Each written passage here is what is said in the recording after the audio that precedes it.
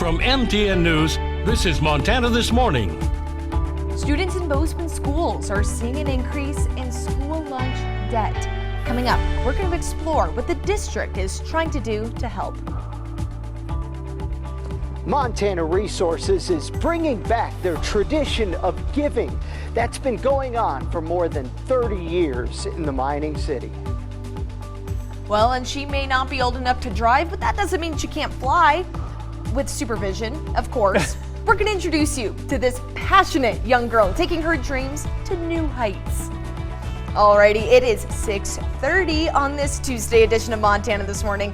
Jay McDonald and Matt Elwell with you. Now, the big thing that I'm seeing here is clear skies, really across a large portion. We do have some clouds, but you're right. We're not seeing a tremendous amount of moisture anywhere in the area, and our temperatures are going to continue to stay on the warmer side, and that doesn't bode well for a lot of our snow potential. No. Yeah, temperatures this morning into the 20s for most of the area. You look at our satellite and radar futurecast, a couple of spotty showers early on, but not lasting long and really not a huge impact for us. Temperatures today expected to be once again into the mid 40s under partly cloudy skies, light winds, warm temperatures. We have that for the rest of the week, but the potential of snow is still in the forecast. I'll break that all down for you in just a few minutes. All right, thank you very much, Matt. Now, our top story this half hour, a Bozeman woman is behind bars, accused of shooting her boyfriend in the head. Now, this happened Sunday at this home at 417 North 19th. Now, according to court documents, 27-year-old Marley Nadami and her boyfriend had been drinking, and they got into a fight. Somehow, the boyfriend, named Jonathan, was shot in the head. Now, details are sketchy, and according to investigators, Nadomi's story changed several times during police interviews. Nadomi is being held at the Gallatin County Detention Center, charged with criminal endangerment. Hospital staff say Jonathan will likely die from his injuries. At that point, Nadomi would be charged with negligent homicide. And a couple of bucks for lunch may not seem like a lot, but when you consider the high cost of living in Bozeman, it does add up rather quickly. MTN's Edgar Cedillo shows us how the Bozeman School District is looking for ways to pay off that student lunch debt. It's surprising compared to where we used to be. We have a lot of families that do not qualify per the national guidelines for meal benefits, but they're still struggling to make ends meet in Bozeman. More and more families with students in Bozeman schools are seeing school lunch debt add up, and there's no way for schools to help those families cover the cost. It's become a big problem. There isn't funding for negative meal accounts, so that is debt the district has to take on and figure out how to cover. And it is something where there isn't funding from the federal government or from the state government to assist with negative meal accounts. For students who do not qualify for free and reduced lunch, a lunch in a Bozeman school can cost anywhere from $3 to $5. The school district only gets 50 cents to cover those costs. We receive funding from the National School Lunch Program per meal. So the district has asked the Bozeman Schools Foundation to raise money to help cover those costs. There had been even an existing surplus of donated funds to apply. And we ran through that at the end of last year. Jen Lammers, the executive director of the Schools Foundation, says that with the rapid increase in school lunch debt, they're now hoping to raise $18,000. We have really reactivated our Hungry and Homeless Student Fund and will be raising money throughout the year.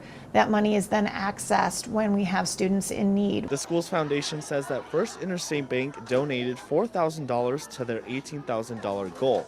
If you would like to help them by the January 3rd deadline, we'll have more information on our website. In Bozeman, Edgar Cedillo, MTN News.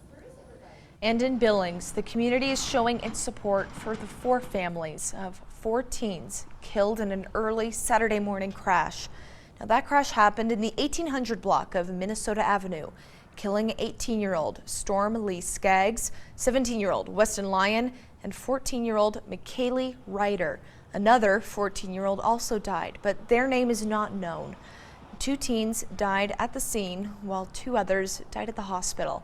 Police believe the driver was speeding and went off the roadway, losing control and striking a pole. Investigators believe, in addition, that the teens weren't wearing seatbelts and alcohol was involved. GoFundMe pages are set up for the victims' families. And the Montana Department of Transportation announced new roadway safety improvements coming to multiple locations right in our own backyard. And they're inviting the public to weigh in on these big plans to install guardrail and signage to Montana Highway 86. That's 4 miles northeast of Bozeman, West Cameron Bridge Road, 2 miles southwest of Belgrade, Churchill Road, south of Manhattan, Montana Highway 2, 8 miles southeast of Cardwell, East River Road, 2 miles north of Prey, and Murphy Lane, 1 mile east of Immigrant. You can visit our website to learn how to submit ideas and feedback. And also, an ice climber was rescued Saturday by helicopter after falling approximately 40 feet near Highlight Reservoir.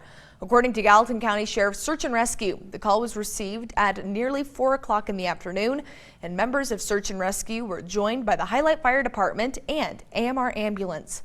The climber, who sustained a back injury, was rescued by helicopter and then carried a short distance to an ambulance. And it's a long-time tradition of giving back. MTN's John Amy takes us to Butte for a large Christmas meal giveaway event. Hey, the folks at Montana Resources know how to move tons of rock. Well, they also know how to move thousands of pounds worth of food, as they brought back their annual Christmas basket event, where they're giving food to the needy. Here, I got you, Princess. Thank you. There you go. Princess, Merry Christmas. So we got just 1 can of sweet potatoes in each. Let's go ahead with those. Volunteers with the Butte Mining Company loaded 300 bins with all the fixins for a Christmas dinner for needy families in the Butte area. Yeah, there's a lot of people out there that need it, and they really enjoy it when we drop it off, and it just takes one person to have tears in their eyes when you drop it off, and it's very nice. Susie McLaren organized the dozens of volunteers from Montana Resources, making sure each bin received a turkey, mashed potatoes, pie, Christmas meal. She started organizing this event in the summer, contacting groups that can put her in touch with families in need. For the past 15 years, she's found this giveaway very rewarding. I used to go and deliver to houses, and the little kids' faces saying, "This is ours? We get to keep this?" And I'm like, "Yeah, Merry Christmas." Yeah. This event was started back in 1987 and has continued until the past 2 years when the pandemic forced it to temporarily shut down. But organizers are glad to get it back up and running again. And I want to keep on doing it while I'm here, and when I go, I want to hand it off to somebody else and just keep on doing it. Merry Christmas, Montana Resources! And the owners of one of the last drive-in movie theaters in Montana speaks out against a proposed convenience store and gas station slated to move in next door.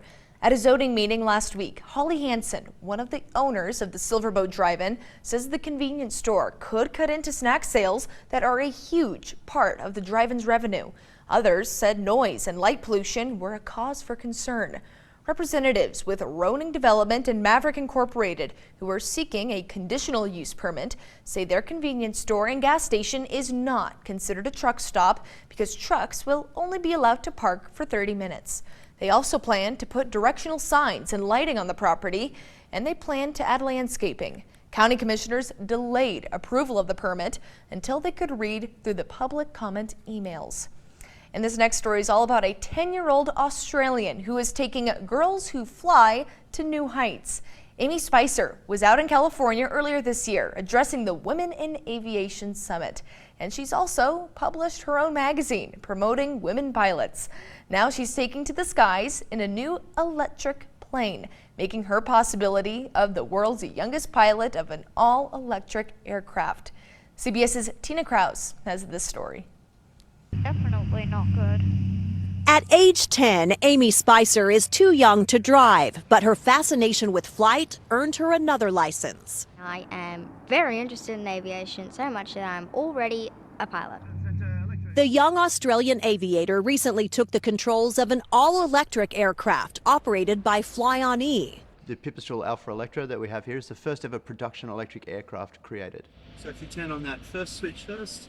With Western Australia quickly becoming a hub for electric flying, the company trains pilots and campaigns for emissions-free flights down under, an idea Amy is fully on board with. I am very proud to be able to help the future of aviation by lessening carbon emissions and flying electric. Fly-on-E founder Cora Mellis says since electric planes like this can only fly for about an hour, they're perfect for training. You can see out of our window to the right. And he says maneuvering an electric plane is typically a bit easier. The way the information's displayed is a little bit better and easier to consume as a pilot. It's also a lot safer, and there's more information that the aircraft will give you about things that might be going wrong. So far, it's been smooth sailing for Amy, who sees sustainable skies in her future. Tina Kraus, CBS News, London. Alrighty, it is 6:40 on this Tuesday. Time for a quick break. But when we come back, Tesla is recalling 2 million of its vehicles, a matter that's putting the electric vehicle maker at the center of headlines and conversation. We're going to see how that's impacting Montanans who drive Teslas, plus all your top stories when we come back.